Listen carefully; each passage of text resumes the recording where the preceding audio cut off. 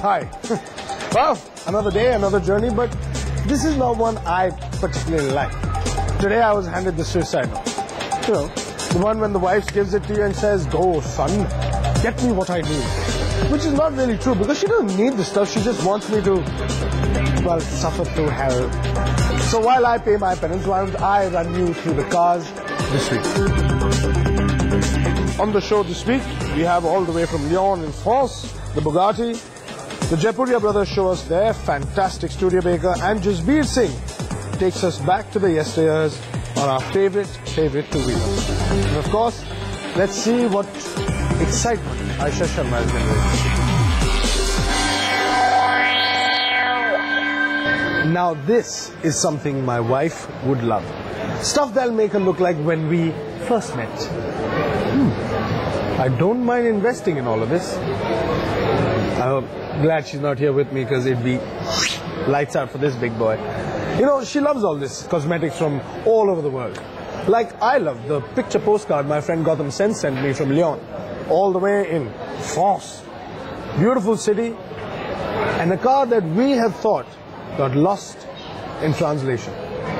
Let's see what I'm talking about. We are in France, near the city of Lyon, and we are with this beautiful car, this handsome gentleman, the De La Chapelle at lunch, and Mr. De La Chapelle, the man who made this car. Story of the day today. Bugatti made 15 and 17 of these Atalantes way back in the late 1930s. Supremely fast and beautiful cars that were equivalent of the best from Ferrari and Lamborghini combined today.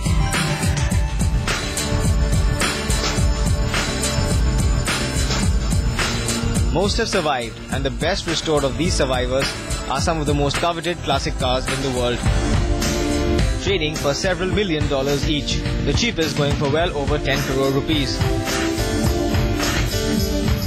Guess that makes them rather inaccessible to most of us. But for the hoity-toity who can afford a crore or more, there is a possibility of acquiring one of De La Chapelle's replicas. The replicas are replicas to the extent of a perfectly replicated body that is fastuously detailed, to the distinctive V-shaped grille unique to the Atlante, to the cream-colored Jaeger instruments on the genuine wood dashboard, just like that of the original, to very fine leather upholstery and door trims, chrome door handles, old-fashioned round rear lamps, and so on and so forth. That the ride is much better than any car of this period, without doubt. It is more like that of a modern car, but it's rather stiffly sprung, deliberately, to give it the sense of sportiness. The steering is not at all assisted. There's no power steering out here.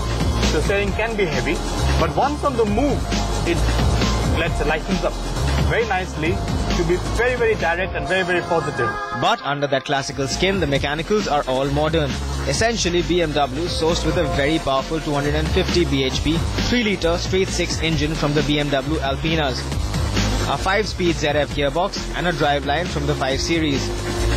Suspension is modern, independent double wishbones at all 4 corners, with big powerful ventilated discs for braking. Driving the car is like driving a thoroughbred modern sports car. So what you get is modern, very drivable and usable car that looks like the real McCoy, at a cost that is fractional of the real thing. The handful of people who own the real thing have them as a part of a collection, never using them, and at best trucking or flying them to some classic car concourse event where for a few hundred meters they're steered around at the lawns of an elegant public place. Whereas the De La Chapelle Atlante is a car that can be used and is usually used by its owner, not just for that occasional weekend, but once in a while to go shopping in it. Yes, the boot is decent sized. I wish I was in that machine rather than here. But that's my burden to bear, and I shall bear it honorably and happily.